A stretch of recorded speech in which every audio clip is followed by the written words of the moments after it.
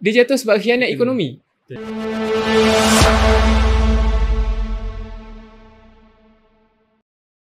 Nak tahu? Doakan. Aku ada saving saya. Okay. Saya ada satu plan. Ini bukan untuk saya. Ini untuk semua. Supaya kita sedar, actually sekarang ni orang yang fikirkan perkara yang boleh bagi impact besar kepada ekonomi ataupun kepada ummah ni lah kan, tak ramai. Kebanyakan sekarang fikir dia ikut, dia follow the sistem macam biasa. Belajar, kerja, makan gaji, retire, tunggu masa. Hakikat tu tak salah. Tapi dia jadi masalah kalau semua macam tu. Siapa nak lead? Siapa nak lead? Siapa nak control the market? So tu je sharing lah. Doakan. Kalau bukan saya pun, doakan ada orang yang boleh do that thing. Ni mungkin sikit controversial. Pasal dia jatuh first bukan sebab akidah. Faham? Dia jatuh sebab khianat ekonomi. Betul. Akidah tu selain lah. Tu satu hal lah. Tu ni lah. Dalam bisnes ada satu group kita panggil bisnes anarki. Bisnes anarki. Kalau pernah dengar movie Anarki. Anarki ni kalau ikutkan dia punya meaning adalah satu. Ni parti podcast ni. Saya suka ni. Anarki ni kalau nak tahu, dia is, kalau dalam pentadbiran tu, pentadbiran yang macam tak ada law. Bunuh, mati. Okay. So ni term je lah kan. Bisnes anarki ni adalah satu group yang ada dalam kartel-kartel. Saya tak nak bantai semua kartel ada, tapi kalau yang jahat, yang jenis memang dia tak kisah, aku just nak duit je. Matlamat mahalkan cara. Okay. Bisnes anarki ni adalah satu group yang memang ditugaskan untuk tengok mana-mana yang boleh kacau di kartel. Dia akan terminate macam mana pun. Macam ni ke, kena buat ni ke, dia akan buat. Bila kita buat bisnes, kalau kita sebagai macam startup, kita akan perasan sangat tau. Macam, okay je aku naik, mana? Dia orang Sailang sembang cakap, ada kalau kita naik ni, ada orang Sailang lah, ini semua kan. Benda tu takkan berlaku kat startup. Kita tengah naik sampai 20% kan, baru main 1 juta, 2 juta, 10 juta, dia tak kacau lagi. Dia dah sampai naik sampai ratus juta ke bilion, dah mungkin dah nak monopoli the market kan. Dah nak kacau kartel kata. Waktu tu kau akan nampak dia real business lah. Betul. Semua akan fikir poket sendiri waktu tu. Poket sendiri apa? Poket sendiri. Poket sendiri. Poket sendiri. Poket sendiri. Itu lah. Memang industri bisnes ni dia jahat. Dia bukan semua dia jahat. Dia at one point dia akan fikir diri sendiri. Itu je sharing lah. Hopefully, teruskan belajar. Belajar ni memang education must win. Jangan berhenti belajar. Betul. Teruskan belajar. Do all the best. Tapi after dah grad nanti apa semua, fikir sikit pasal benda ni. Sebab sekarang kita ditekan ni. Saya rasa bukan kat Malaysia je Ustaz. Because of this thing juga, because this economic punya perspektif, point of view kan. Sama control. Benda ni saya rasa dia related juga dengan kita punya isu Palestin. Kalau ekonomi dunia ni bukan orang ni yang control. Tak bergantung pada teori konspirasi ni. Tak bergantung pada US ke apa semua kan. Saya rasa negara Arab takkan senyap macam sekarang. Betul. Saya rasa negara Arab, konspirasi cakap raja-raja Arab ni dah lagu semua tu, itu konspirasi lah. Tapi boleh jadi diorang nak selamat kan? Ada kepentingan. Tapi ada kepentingan lain. Betul. Diorang buat je, terminate. Terikat. Kau start, kau kena terminate. So sampai tahap macam tu Ustaz. Sebab kan saya tak tahu lah. Kita ni pun baru 22 tahun kan. Hidup tak cukup garam lagi semua. Mantap. Sekarang ni kalau ikutkan kesimpulan diri saya fikir lah, wallahualam betul ke tak pemikiran saya kan. Saya fikir this is because of orang punya mindset. Biar dia, aku dah kaya dah. Masalah dia lah, bukan masalah aku. Pandai-pandai lah, kau susah, hidup sendiri lah. Dia maknanya mindset yang untuk diri dia. Aku dah belajar, okay, aku pandai. Kan? Aku dah kerja, gaji aku besar. Aku dah ada rumah besar, anak-anak aku senang, settle, dah. Yang lain tu pandai doang dengan hidup macam ni kan. Tapi actually bila semua fikir macam tu kan, tak ada apa Ustaz. Dia kembali pada sirah Nabi tau. Betul. Entrepreneurship ni nak gempak. Kalau tengok sirah Nabi, dia tak fikir untuk Nabi dengan sahabat je. Nabi fikir sampai akhir zaman umat. Allah. Sebab tu dakwah Nabi tu sangat universal sampai kiamat dakwah Nabi tu. Sebab Nabi punya passion, Nabi punya mindset, dia bukannya untuk dakwah aku sampai sahabat, nanti sahabat buat sahabat teruskan lah. Tak. Nabi punya passion tu, dia punya target tu dah. Dia tak target satu kluster je. Semua kluster Nabi tapau. Nabi tak target Madinah, Mekah je dah cukup lah. Nabi kata satu dunia aku nak semua Islam. Betul. Tu satu. Bukan satu generasi je. Generasi 3 Salafi tu, generasi pertama, generasi kedua, generasi 3, sampailah Khalaf, generasi Khalaf. Sekarang ni generasi Khalaf. Sampai kiamat, Nabi fikir nak dakwah tu macam mana nak berterusan sampai kiamat. Masya Allah. Sebab itulah dakwah Nabi punyalah green. Orang kata green apa? Ni evergreen. Dakwah Nabi tu sangat evergreen. Bukan lagu raya. Dakwah Nabi sangat evergreen sampai sekarang. Bayangkan hadis Nabi kita baca, Nabi dah wafat 1400 tahun lalu, tapi sekarang kita baca lagi. Sebab apa? Hadis Nabi tu sangat dekat dengan kita. Nabi bagi tahu sebab Nabi ada vision akhir zaman nanti akan berlaku benda ni. Betul. Bayangkan Nabi cerita pada style hadis banyak tentang hadis dunia, hadis kahwin, hadis akhirat. Sebab Nabi nak tapau semua kluster. Sahabat-sahabat Nabi, betul. Sahabat-sahabat Nabi, bila Nabi didik, tengok macam ni sahabat Nabi. Nabi seorang. Sahabat Nabi paling kurang yang ada 4 tu, Khalifah Umar, Abu Bakar, Osman, Ali, 4 ni. Bayangkan 4 ni lepas sambung jadi khalifah. Berapa hebatnya dakwah satu sebar. Nabi seorang je. Nabi at least 4 orang khalifah ni Nabi didik. Mindset sama macam Nabi. Aku tak nak Islam ni sampai Madinah je. Satu dunia. Umar, power. Abu Bakar, Osman. Osman melalui jalan bisnes. Abu Bakar bisnes. Umar melalui diplomasi. Tak nak bawa perang. Panjang kisah dia. Mindset. So mindset tu, nak buat apa-apa je, fikir untuk Umar Ustaz. Betul, fikir untuk Umar. Dia bukan sembang kosong je. Ni sembang sampai dekan lah ni. Sampai dekan Ustaz. Sembang sampai dekan. Amran boleh? Apa? Arman. Kamera. Arman. Tak nampak dalam video itulah. Bila sembang tu Ustaz macam ni. Ustaz terfikir tau macam mana template di bisnes tu. Rupanya betul. Itu memang planning dia. Maknanya bukan target satu cluster tau. AI, academic, education dia masuk bahagian business, agriculture. Betul. Sebab apa? Kita nak control market. Kita kena dia punya circle. Kita nak control price sebenarnya. Betul. Kita nak control harga. Nak control harga, kena control market. Betul. Itu yang sebelum JISB control the market, cantas. Cantas. Sembang orang ekonomi. Ustaz orang ekonomi. Memang yelah, lupa lah. Tadi apa? Ustaz ekonomi Islam kan? Silap topik lah tadi. Okay. Banyak memang menarik ya. Ada soalan apa? Bayangkan ni pada Ustaz ekonomi Islam kan. Salah satu dalam ekonomi Islam kita ada zakat. Ya. Zakat. Bayangkan betapa orientalis barat takut pada zakat ni. Dia menyebabkan apa?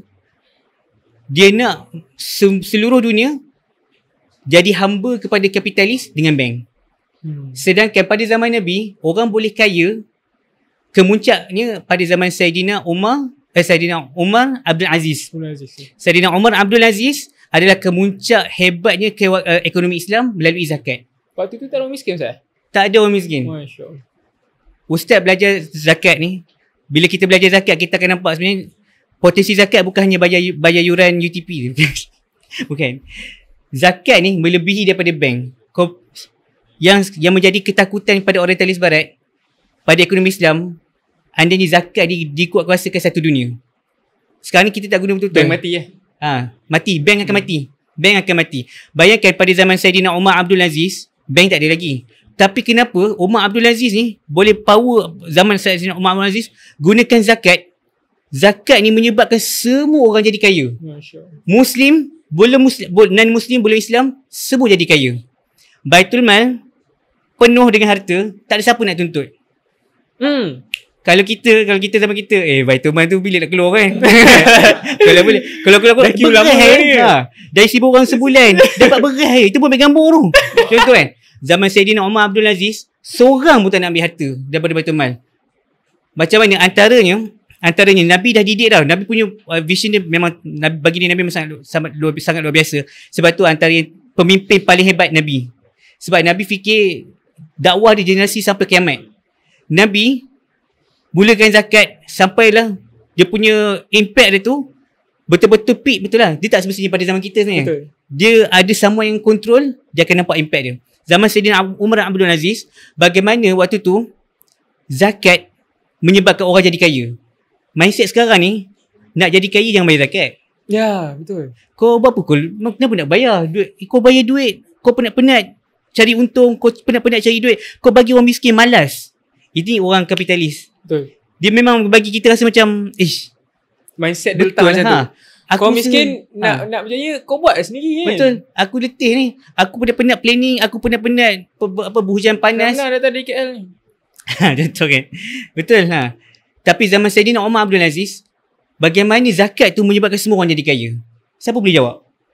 Kalau kita ni, orang akan kata, kalaulah orang ni cerdik, dia tak bayar zakat. Saya rasa itu soalan Ustaz? Soalan. Macam mana zakat boleh menyebabkan semua orang pada zaman Umar Abdul Aziz semua kaya? Saya rasa macam ni. Waktu tu pemikiran setiap orang, zakat ni akan membantu. So setiap orang ni disedai upaya untuk jadi orang yang akan bayar zakat. Maksudnya dia target bukan untuk terima. Dia nampak zakat ni ada potential. So semua orang, saya tak tahu lah, ini saya rasa lah, semua orang akan cuba sedaya upaya supaya dia jadi golongan yang layak mengeluarkan zakat. Tapi bila semua orang dah fikir macam tu, kira semua orang senang lah. Bayar zakat, harta Baitul Mal bertambah, kalau tak ada orang ambil. Saya tak tahu lah, saya fikir macam tu lah. Memang UTP dia juga ni lah, level entrepreneurship. Level vision. Saya fikir macam tu lah, semua fikir nak bayar zakat kan. So semua cuba hustle business baik punya kan. Sampai satu tahap, okay, aku layak bayar zakat. Pak-pak 100 orang bayar zakat. Lepas tu siapa nak terima, simpan. Betul. Betul. Sampaikan pemikir barat kaji tau bagaimana zakat ni boleh kontrol semua umat, semua orang Islam, bukan Islam jadi kaya. Sebab apa? Dia dimulakan dengan zaman Nabi lagi, dah dididik dah. Budaya ilmu tu sampai dah jadi budaya, mindset orang jadi betul. Sekarang ni kita dah dicampur dengan banyak orang kata falsafah. Kalau kita pegang falsafah Al-Quran, hadis, falsafah Nabi, kita sebenarnya boleh pergi lebih jauh.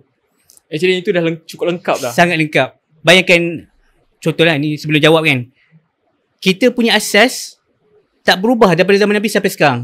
Asas rukun iman, rukun Islam, tukarlah generasi baby boomers, generasi Gen X, Gen Y, sekarang Gen Z, antum semua Gen Z ni sekarang ni, generasi Z. Berubah generasi, kalau orientalis barat kata apa, kita kena tukar approach, barulah relevan. Tapi Islam, rukun Islam tetap maintain sama. Betul. Rukun iman tetap maintain sama. Rukun Islam kita ada 5, tak pernah berubah pun. Solat mengucap 2 kalimah syahadah, mengerjakan solat 5 waktu, berpuasa di bulan Ramadan, mengerjakan zakat, membayar zakat, dan yang kelima mengerjakan haji jika berkemampuan. Tak pernah bertukar pun. Tambah lagi yang keenam, orang kata apa, pergi ke contoh, tak ada. 5 ni remain daripada zaman Nabi sampai sekarang. Kita pegang ni, memang kita boleh pergi jauh. Okey, kembali balik kepada zakat. Kan zakat tadi tu rukun Islam. Mindset orang Islam dah diajar daripada zaman Nabi sampai Saidina Umar Abdul Aziz. Punya hebatnya, mindset orang Islam, dia tak nak level sedekah tau. Aku ni Islam, aku nak kena rukun iman, rukun Islam aku zakat, bukan sedekah. So nak bayar zakat, bukan kaleng-kaleng, kau kena kaya dulu, baru kau boleh bayar zakat. Mindset Nabi ajar pada umat. Sahabat sampailah umat zaman Saidina Umar Abdul Aziz, betapa hebatnya didikan tu. Ni rukun Islam ni, kalau kau nak sempurna rukun Islam kau bukan bayar sedekah RM1 je, tak ni. Kau kena bayar zakat 500,000. Nak bayar 500,000, kau kena ada berapa income? Kena ada juta dulu. Betul. So itu yang Nabi ajar mindset orang Islam. Sebab tu bila orang kata bayar zakat lah jadi kaya, sebab kau tak boleh bayar zakat kalau kau tak kaya. Betul. Kau kena kaya dulu. Waktu tu lah betapa kayanya umat Islam, sampai kan yang bulan-bulan Islam pun rasa macam tak ada guna aku nak mencuri. Sebab Baitul Mal ni memang banyak lah. Banyak. Semua orang kaya. Bayangkan Baitul Mal mencuri pun tak fikir lah. Tak ada. Memang zaman Saidina Umar paling ni. paling kemuncak zakat pada zaman Saidina Umar bin Aziz. Bayangkan, sebab tu kalau kapitalis belajar benda ni, dan dia sangat takut kalau umat Islam betul-betul menjiwai zakat. Sekarang ni zakat skop dia untuk bayar yuran, bantuan asnaf. Sedangkan Allah bagi tahu dalam Quran apa? Inna sadaqatu lil fuqara'i wal masakin wal 'amilina 'alaiha wal mu'allafati qulubuhum wa fir riqabi wal gharimin wa fi sabilillahi wa ibnis sabil. Ada 8. Ada 8 golongan asnaf. Dalam 8 golongan asnaf ni rupanya orang kaya pun asnaf. Kita ingat asnaf ni orang miskin je, fakir miskin. Tak, dalam 8 ni sebahagiannya ada orang kaya. Apa dia? Kalau orang kaya tu berhutang, dia kaya. Dia buat bisnes berjuta tapi dia berhutang. So sebab dia ni asnaf, dia layak dapat zakat. Tapi sekarang kita tak mampu lagi tahap tu. Faham? Kita kena settle yang fakir fakir miskin. Hakikatnya asnaf orang kaya pun layak sebab dia berhutang. Dia nak bantu umat ni. Tapi sebab nak buat bisnes, dia terpaksa berhutang. So dia layak dapat zakat. Wallahualam. Menarik Ustaz. Ustaz cakap pasal rukun iman tadi tu. Rukun Islam. Rukun Islam tu. Actually yang pakcik ni ada cakap dengan saya. Dia kata kan, dia punya vision of business. Semalam saya rasa macam benda ni biasa lah. Tapi bila Ustaz dah cerita ni, saya nampak, dah relatable relatable. Dia cakap apa kan? Vision of his business kan? Dia nak pastikan setiap orang yang bekerja bawah dia mampu untuk selesaikan setiap rukun Islam. Point dia kata dia nak jadi, waktu dia buat bisnes tu, dia nak jadikan bisnes yang dia buat ni mampu untuk membuat orang yang setiap ahli dia sebab macam tadi sharing dia kan, kita kena bantu orang dekat dulu, macam family dulu apa semua kan. Kira dia vision dia first untuk dia buat, dia boleh pastikan family dia selesai 5 rukun, 5 rukun Islam tu. Then setiap staff dia and rezeki untuk orang lain lah berkembang lagi. Betul. So saya boleh relate yang Ustaz cakap tadi lah. Kiranya bila kita fokus kepada penyelesaian rukun Islam ataupun rukun iman ni, rukun agama kita ni kan, actually dekat situ kejayaan Ustaz. Betul. Dia dah merangkum, kalau pegang dia merangkumi semua Ustaz. Betul. Sangat relevan sampai ke akhir zaman. Tadi sebab kita cerita pasal ekonomi kan. Zakat tu saya rasa dah tak perlu bank. Dah tak payah bank. Betul. Kalau ini tak boleh nak interpret, itu bahaya kan. Itu mungkin itu untuk kuliah ke apa kan. Tapi itulah, untuk kita sebagai orang awam ni dah boleh macam this is one of the reason, this is the truth lah. Betul. This is maknanya kalau orang bukan Islam kan, kita nak explain something kan, this is mana bukti-bukti yang menunjukkan this is the agama Islam, agama yang benar, sempurna. Agama yang sempurna. Bayangkan rukun Islam tu solat kan, hubungan kita dengan Allah. Lepas tu kita bayar zakat, hubungan kita dengan manusia.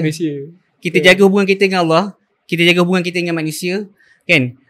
Bila kita ada hubungan dengan Allah, kita tenang tau. Orang lain kaya, kita tak cemburu pun. Sebab sekarang ni kita semua letakkan rezeki tu pada tangan kita. Betul Ustaz. Kita letakkan soal rezeki takdir tu pada tangan kita. Sedangkan itu salah. Sebab tu Allah kata, ya ayyuhallazina amanu sta'inu bis-sabri was-salah. Nak minta pertolongan Allah, nak berjaya, nak untung, nak kaya, nak jadi orang yang hebat, nak semua benda ni, aku boleh bagi. Tapi hang tak datang kat aku. Hang tak sabar sebab tu hang cantik orang lain. Hang cantik bisnes orang lain. Tapi hang boleh dapat, tapi tak lama. Okay. Kalau hang nak lama, hang sapu saya. Kau siapa tu? Allah dah bagi dapat petunjuk. Hang nak cemerlang, nak berjaya, dia bukan short term. Betul. Nak berjaya panjang, hang kena sabar. Betul. Orang yang nak berjaya short term, dia takkan sabar. Betul. Boleh dapat. Tapi Allah dah bagi tahu nak long term punya kejayaan, syarat dia memang kena sabar. Ramai orang nak untung sekejap, nak untung cepat, dia akan dapat sekejap je. Ramai orang nak untung cepat, jadi dapat untung tu sekejap je. Tapi Allah nak kamu nak lagi hebat, untung lagi banyak, lagi lama, lagi panjang. Sabar. Tapi kena sabar. Syarat dia kena sabar. Betul. And then solat, minta tolong aku. Aku boleh bagi. Ulama kata apa? Tanda doa kita makbul, apabila kita berjaya, doa pada Allah. Allah. Sebab tu Allah bagi kita 5 kali. Minta benda yang sama 5 kali. Kita kalau minta ke ayah kita di 3-4 kali, ayah bagi sebab tak larat dengar kan. Di 5 kali Allah bagi peluang kita. Hang minta je hang nak apa. 5 kali. Sebab apa? Semakin banyak kita minta, semakin cepat doa tu kabel tu sampai. Allah memang dengar.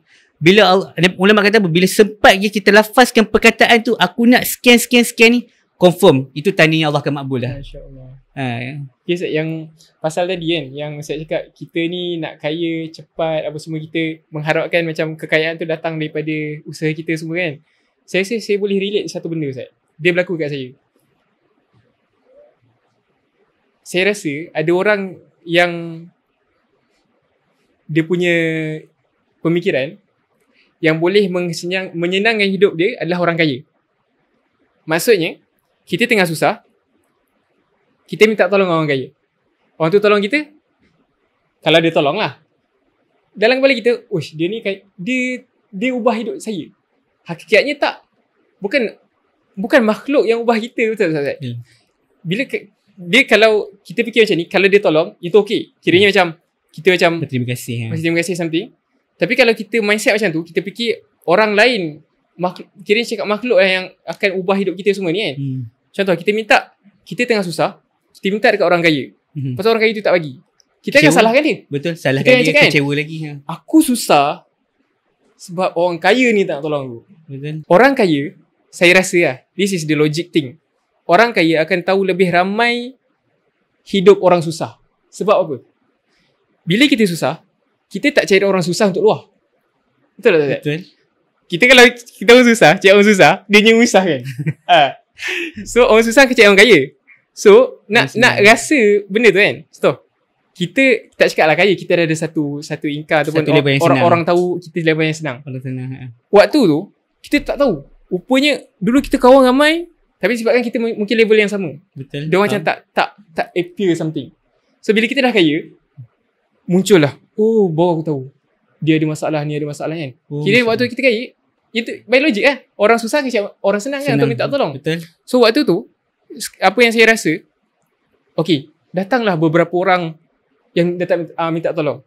Dan waktu tu saya, alhamdulillah kan, Allah bagi orang cakap ujian dan izin lah untuk sampai tahap macam ada yang macam, okay, kenapa saya nak cerita ni emo sikit. Kenapa saya ni? Sebab saya geram. Pernah kena pada diri sendiri. Pernah kena pada diri kan. Bukan masalah dia datang minta tolong tu. Kita memang insyaAllah kita ada cuba bantu sebab kawan ke, cuba bantu sebab susah kan. Tapi saya jadi marah sebab kalau Ustaz nak tahu kan, bila dah ramai orang datang, kita dapat tengok beberapa jenis kesusahan. Ya. Kita boleh filter siapa yang lebih orang kata deserve. Sebab kita tak mampu kan. Nak bantu semua. So RM40,000 kau ambil. RM10,000 kau ambil kan. Kau nak ni ambil kan. Kaya semua ni. Itu memang saya on the bank kan. Macam ni tapi hakikatnya realiti tak macam tu.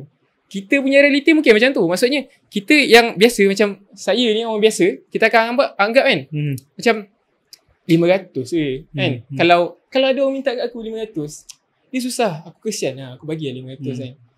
Orang yang dah ni, yang approach tu ramai, biologi akan ramai, banyak lagi dia fikir kan. Boleh jadi kalau dia tolong semua tu, dia yang mati. So itulah, itu just saya punya sharing. Kalau nak tahu kan, at one point saya rasa ada orang mindset dia meletakkan kesenangan dan kesusahan dia tu pada makhluk. Faham. Kiranya aku jadi macam ni sebab orang macam kau tak tolong aku. Dia salah kan. Ni semua sebab salah orang kaya ni. Macam kau lah. Macam kau lah. Macam Nazan macam ni kan. Aku terus miskin sebab orang kaya macam kau tak tolong aku. Betul. That's mindset ada dekat dalam certain people.